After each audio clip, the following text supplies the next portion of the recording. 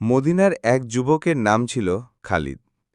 সে ছিল শক্তিশালী, সাহসী এবং সবার কাছে প্রিয়। কিন্তু তার একটি দুর্বলতা ছিল, সে খুব দ্রুত রেগে যেত। একদিন খালিদ বাজারে গেল কিছু জিনিস কিনতে।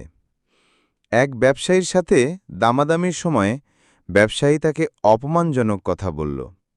খালিদের চোখ লাল হয়ে উঠল, সে মুঠি শক্ত করে ব্যবসায়ীকে মারতে যাচ্ছিল।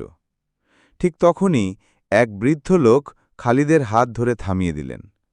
বৃদ্ধ শান্ত কণ্ঠে বললেন, বেটা খালিদ, আমাদের প্রিয় নবী হজরত মোহাম্মদ সাল্লাল্লাহু আলাইহি ওয়াসাল্লাম বলেছেন, শক্তিশালী সেই নয় যে কুস্তিতে জয়ী হয়, বরং শক্তিশালী সেই যে রাগের সময় নিজেকে নিয়ন্ত্রণ করতে পারে। তারপর কি হলো জানতে হলে ভিডিওটি লাইক ও চ্যানেলটি সাবস্ক্রাইব করুন। বৃদ্ধের কথা শুনে খালিদ থেমে গেল। সে গভীর শ্বাস নিল, চোখ বন্ধ করল এবং ধীরে ধীরে নিজের রাগকে দমন করল। তারপর কিছু না বলে বাজার থেকে সরে গেল।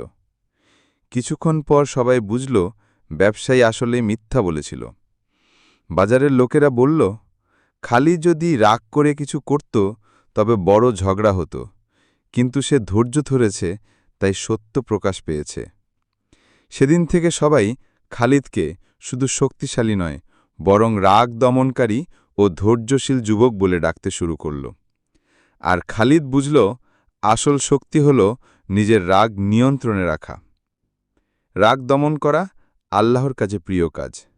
যে রাগের সময় ধৈর্য ধরে, আল্লাহ তার মর্যাদা দুনিয়া ও আখিরাতে উঁচু করে দেন।